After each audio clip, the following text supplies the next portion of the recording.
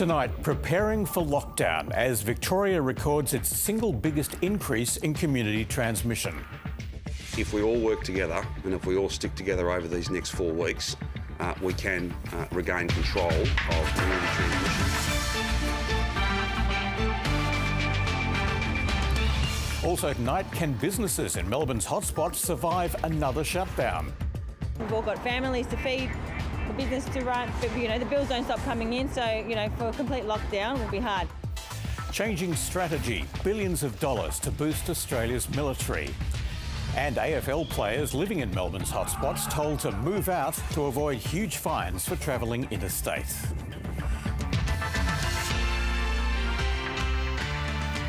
Good evening, Paul Higgins with ABC News. In just 5 hours, hundreds of thousands of Melburnians will be in lockdown again. And the latest coronavirus numbers explain why. Victoria has had 73 new coronavirus cases, and most are in hotspot areas. A real concern is that there are 20 new cases of community transmission. That's where, despite an investigation, no source of infection can be found. That makes 301 cases of community transmission in the state. Among the new cases are healthcare workers at Melbourne's Epworth and Sunshine hospitals and students and teachers at 4 new schools. State political reporter Bridget Rollison begins our coverage. From midnight tonight, these workers can still do their job even if they're from a hotspot area, but they can't go for a knock-off drink next door. Doesn't mean you can be going to restaurants, doesn't mean you can be going to the pub. That's not part of your work. Residents in 10 postcodes covering 36 suburbs in Melbourne's inner north and west are just hours away from going back to stage 3 restrictions for at least 4 weeks. The only reasons to leave home in a locked down area are for work and school, care and caregiving, exercise and buying essentials. If you leave the zone, the rules still follow you. You can't go to a gym, cafe or social gathering outside your zone, and outsiders should avoid going in for anything non-essential. Disappointing, sad. It's something we've got to do as a community to get on top of this. I'm on the border of the lockdown suburb, so I'm really not sure what I'm allowed to do. This is a legally enforceable lockdown and you need to have the most certain lines on the map. People know which postcode they live in. There can be no confusion about that.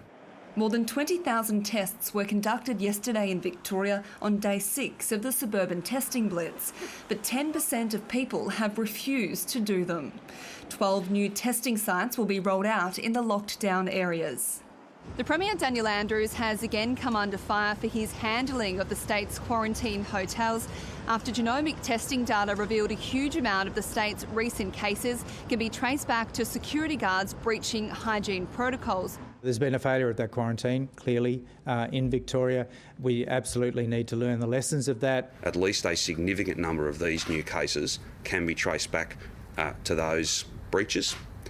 Now we have to take the action that's critically important. I don't want to have to shut down any more postcodes. That will depend on people following the rules. Bridget Rollison, ABC News, Melbourne. Residents in the 36 suburbs returning to stage 3 restrictions are bracing for another month of isolation, and this time they know just how tough that will be. As Nicole Asher reports, the postcode offensive is dividing neighbourhoods, with confusion about why some suburbs are included, why others have been left alone. Nella Ferrara finds relief from pain in the hydrotherapy pool. She booked back-to-back sessions today, knowing she won't be allowed to return for a month. Can I say I cried? And I'll be crying again? There were lots of people who felt the psychological impacts of being locked down, and I think that those people really starting to see the light at the end of the tunnel, and now we can't see that light anymore. In Craigieburn, friends came together to share a final coffee and offer some support. I'm from Mickleham, and I just feel like, I don't know, we're getting blamed for something we haven't done. And we're so careful and we practice social distancing and just got back into the gym classes and it's over again. It's taken us a month to rebuild again and now we've just been dragged back down, so that's what's upsetting. By deciding lockdown locations based on postcodes, some have been shocked to find themselves facing stricter restrictions. In 3012, Maidstone was known as a hotspot, but further south, the tiny suburb of Kingsville had never been mentioned before. Now, the 4,000 people who live there and share the same postcode as Maidstone are heading into lockdown. And it's the same story in suburbs like Niddrie and Travancore. It's literally across the road, it can be open, so for dining, but we can't. This is the border between Essendon North and Niddrie. They're in different postcodes, which means from tomorrow, life on that side of the road will continue as usual. But here in Niddrie, we're in the lockdown zone, meaning stay-at-home orders apply, some businesses will close, and cafes can only serve takeaways. Now begins the wait to see if those lockdown measures work. Nicole Lasher, ABC News, Melbourne. Indeed, for those small businesses in the affected suburbs, the second wave of restrictions is particularly frustrating. They've only just been able to reopen after having to close during the first lockdown. No matter how you look at it, you can't sugarcoat the impact of this latest lockdown. We've all got families to feed, but the bills don't stop coming in, so for a complete lockdown will be hard. Penny Karasiotis runs a cake shop in Brunswick West. It's one of many suburbs set for a second lockdown.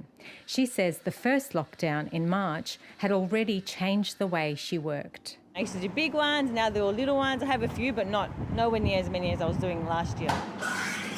Across the road, Dilly Amalshi works at her parents' cafe and says revenue has been hit hard by the restrictions. 30%, yeah, definitely 30% or more we've lost business. Despite constantly changing health advice, the cafe had briefly reopened for dine-in, but just days ago, the family decided to return to takeaway only. So many people, they were saying they're so happy to come back to a cafe, have that environment, but we are sad now we again had to go back. For these businesses and others like them, the next 4 weeks will be a test. Not everyone will make it. It would take a few weeks up to several months for business operators to regain their confidence. Businesses in neighbouring suburbs are watching on with trepidation. People are scared to come to the shop, and basically they prefer more to sell via Uber. Atul Sharma's already had to cancel stock orders and stand down staff. In the hotspots of Melbourne, there's not a business that we've spoken to that hasn't felt the impact of COVID-19. Now with the lockdowns, everyone's hoping that things get back to normal as quickly as possible. That makes business as usual anything but. Nasim Kadem, ABC News, Melbourne.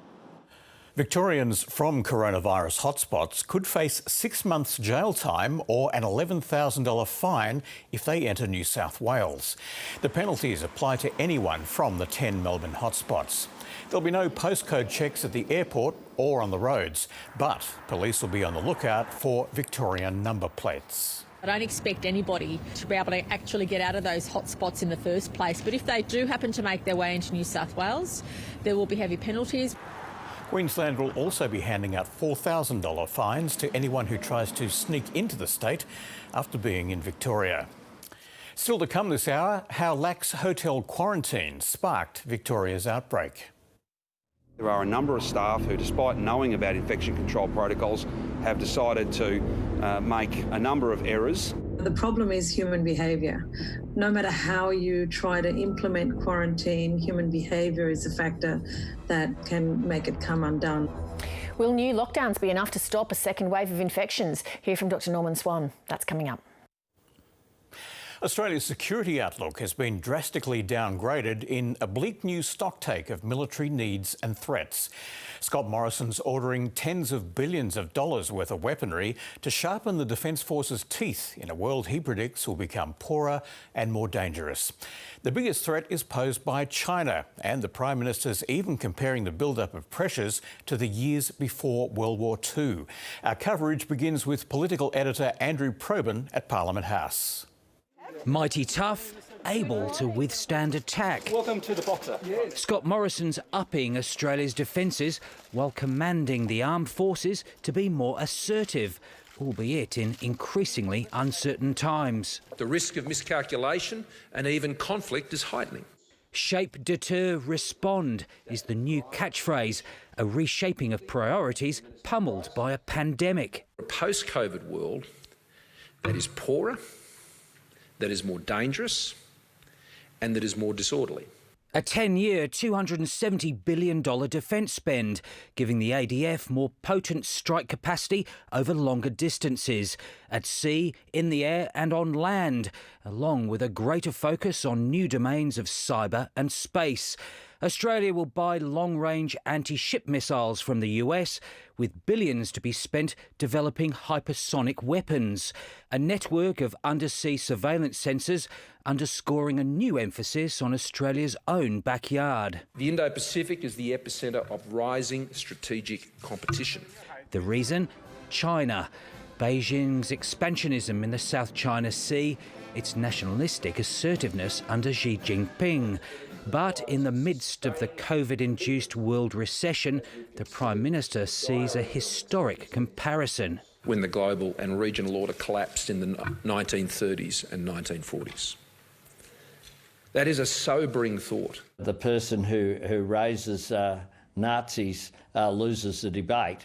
I think that quite often that is the case. If you look at the behaviour of China, annexing territories, suppressing minorities, you know, there's an echo of history that we can't ignore. Beijing will more than bristle at the comparison between China's rise and fascist Germany. It won't have missed Scott Morrison's alignment of his regional diplomatic focus and the defence effort. The PM's Pacific step-up now comes with military backup. So if our part of the world is the epicentre of a strategic wrestle between China and the United States, Australia will be in the thick of it. Andrew Probyn, ABC News, Canberra. There are many strategic implications from today's defence announcement. Foreign Affairs reporter Stephen Jedgetts joins us now from Parliament House. Stephen, what does this mean for the US and China as well as our Pacific neighbours? Well, the implications for the United States are pretty complex. On the one hand, Australia's making it pretty clear today that we won't automatically join those US-led coalitions of the willing for foreign conflicts overseas, such as we did for Iraq and Afghanistan. So that's a blow for Washington. On the other hand, the US might be glad that Australia's pouring more money into defence rather than leaving it up to the US to do all the heavy lifting. As for China, well, the Ministry of Foreign Affairs in Beijing has given a pretty tepid initial response, simply saying that countries should not procure unnecessary military equipment. But given that Beijing is itself in the middle of a massive military build-up right now, it's not really in a position to criticise Australia.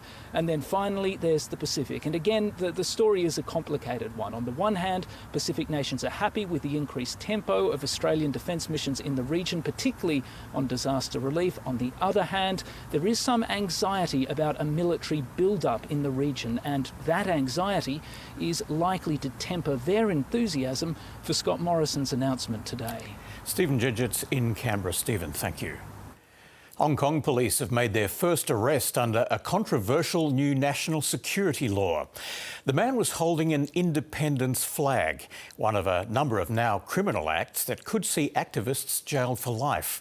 Australia is among several nations raising concerns, but China says the law will only target a small number of troublemakers. From Beijing, here's China correspondent Bill Birtles.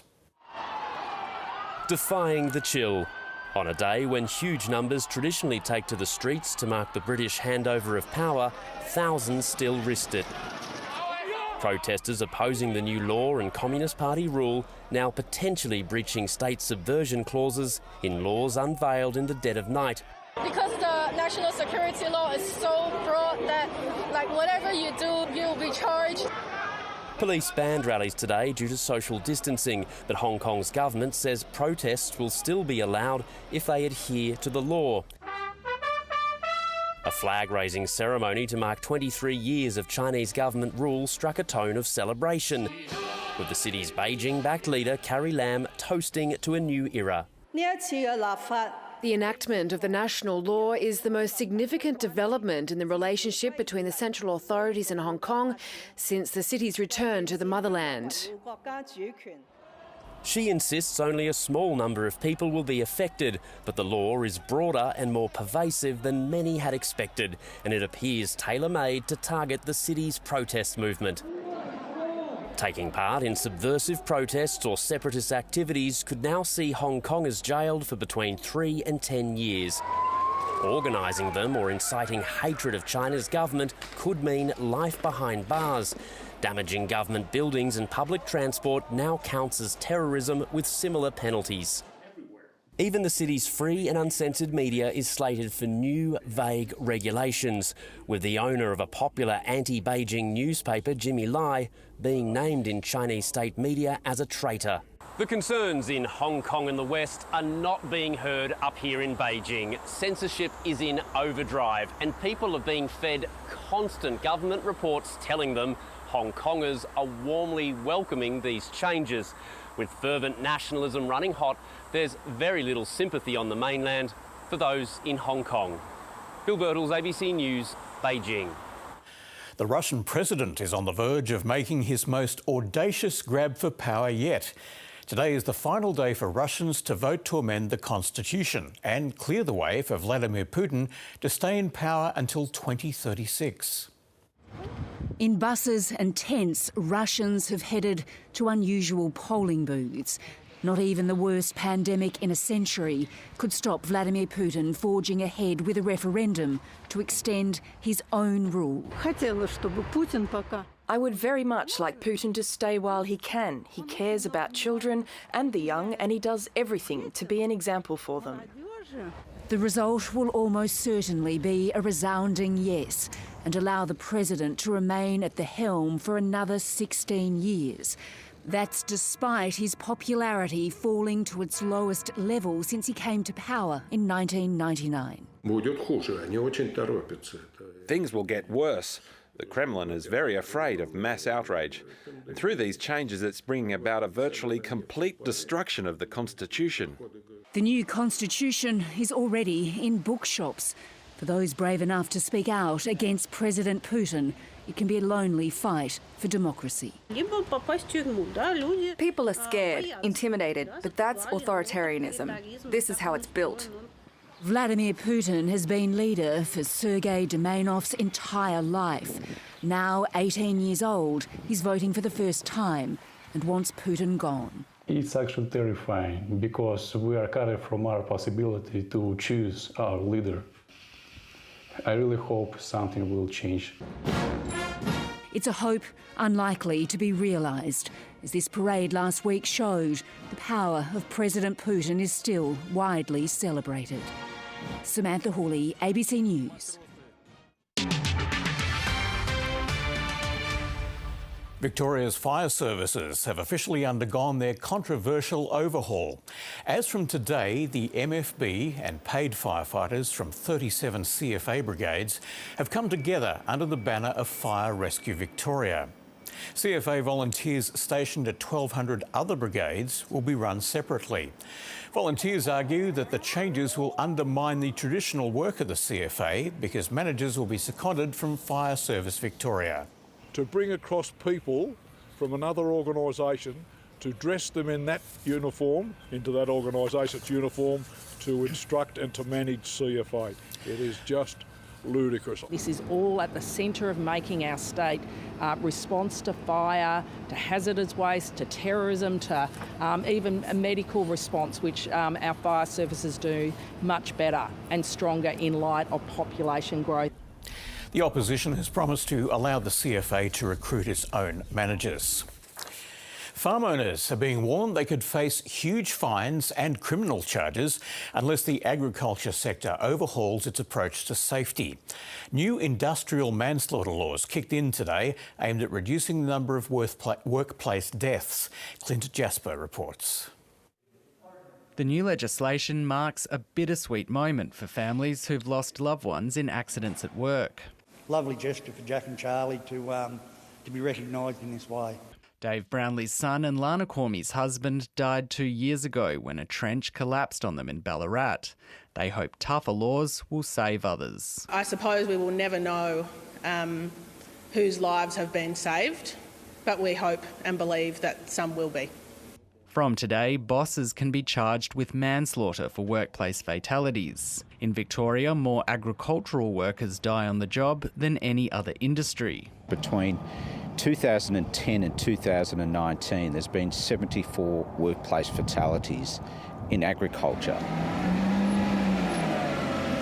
75% of those deaths involved vehicles. The Victorian Farmers Federation acknowledges that too many farm workers die on the job, but says manslaughter charges could devastate family businesses. A family member that may have an incident or an accident or ultimately a death on their farm would cause then their parents, their siblings, their loved ones to be actually charged for that incident occurring. There is complacency. So many people have been doing the same thing for a long period of time. That's what Catherine Valisha changed when she took over her family's vegetable farm 3 years ago. It was something that we didn't even think of. Safety wasn't something in the front of anyone's mind. She says collaborating with WorkSafe Victoria, rather than regarding the rules as a problem, was the key to change. It could be a witch's hat, it could be a safety process plan, it could be a reverse camera on a tractor. Small measures that could save a life.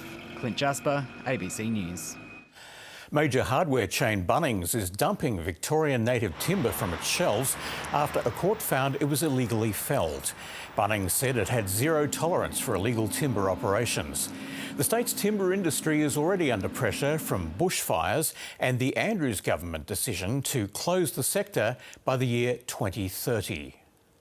After decades of mismanagement and successive bushfire events, the forests cannot continue to supply large volumes of wood anymore. And now we know that the industry cannot supply these volumes of wood legally. Vic Forests says Bunnings' decision will cost 170 jobs. It will also appeal the federal court's ruling.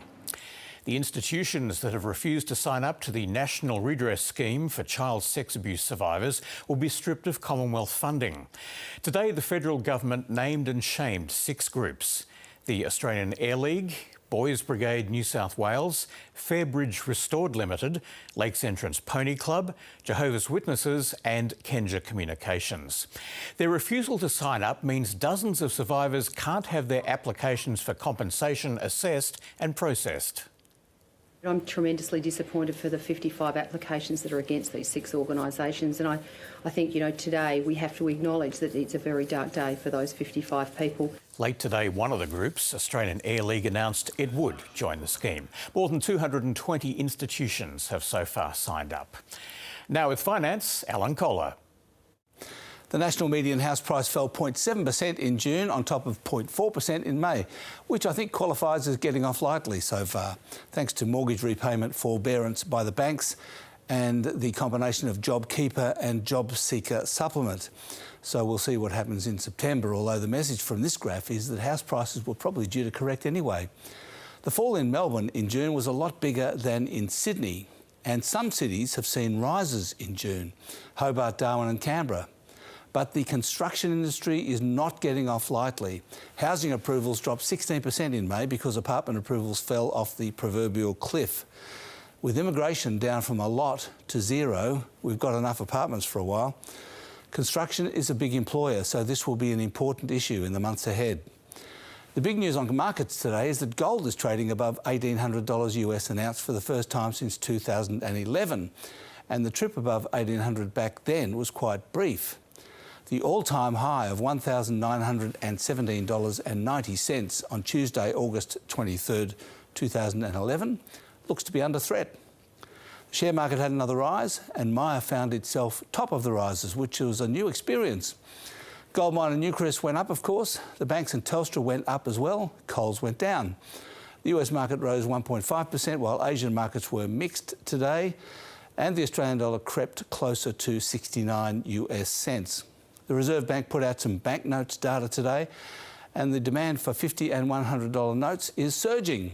There are now 400 million 100s and almost 900 million 50s out there, except we're not using cash, except to stuff mattresses. And that's finance. Around 30 AFL players living in COVID-19 hotspots have been told to leave their homes before midnight so that they can still travel to interstate matches. Meanwhile, Collingwood's Steele Sidebottom has been suspended for 4 matches for breaching the AFL's coronavirus protocols. He was found drunk by police in the early hours of Sunday morning. Lyndon Dunn also received a 1-match ban for riding in an Uber with Sidebottom to another teammate's house. Melbourne Storm coach Craig Bellamy says his side could be stuck in Queensland for the entire NRL season because of the spikes in coronavirus cases in Victoria. The team and staff have set up camp on Queensland's Sunshine Coast, where the club's feeder team is based. The original plan was to stay there for 2 weeks, but Bellamy says they'll now be there indefinitely. It depends on what happens down in Melbourne, obviously with the numbers and whatever, but as I say, I wouldn't be surprised if we're here for most of the season. The Storm takes on the Roosters tomorrow night in Brisbane. Inspired by the Black Lives Matter movement and Australia's most famous basketballer, Liz Cambage, the national team has launched a new anti-racism campaign. But it took the threat of a boycott from the Opals for Basketball Australia to join the movement. She's the biggest star in Australian women's basketball. Gets the basket. And possibly the most passionate. I've been held back and held down and made to feel small more than half of my life. Liz Cambage was leading the charge against racism at the recent Black Lives Matter protest in Melbourne. Frustrated at the lack of action from Basketball Australia, she sent a message to her Opals teammates. It's been weeks since protests and little black squares on Instagram, and I'm not seeing anything public from Basketball Australia. I dropped the bomb, I switched my phone off, and 2 hours later the girls were boycotting practice in the morning. Liz got emotional today because she's been fighting for this for a long time, and we should have stood by her sooner. The threat of a boycott worked, and the upshot is a new campaign dubbed Rise Up, which is backed by Basketball Australia and comes with this promotional video.